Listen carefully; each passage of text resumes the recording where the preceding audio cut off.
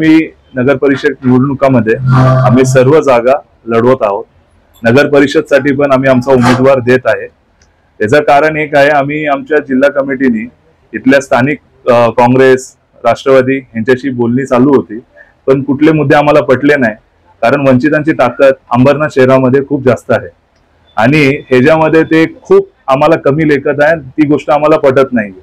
वंचिताच्या ताकदमुळे हे निवडून येऊ शकतात, आम्हाला त्यांच्या ताकदीची अशी सहज काही गरज नाही।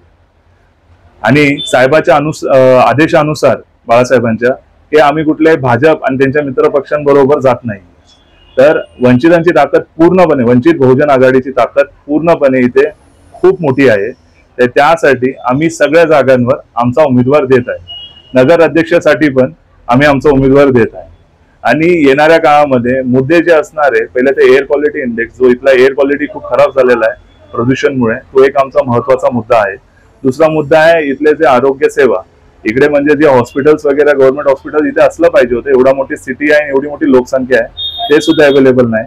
आणि बरेचसे मुद्दे आहेत त्यामध्ये जी इथे घरेणाशाही चालू आहे अंबरनाथ शहरामध्ये, ही आम्हाला मोडून काढायची आहे। म्हणजे राजाचा पोरगाच राजा बनेल हे जरुरी नाही। तर हेच आम्हाला लोकांना सांगायचं आहे आणि येणाऱ्या काळामध्ये वंचितची ताकद इथल्या प्रस्थापित नेत्यांना दाखवून द्यायची आहे।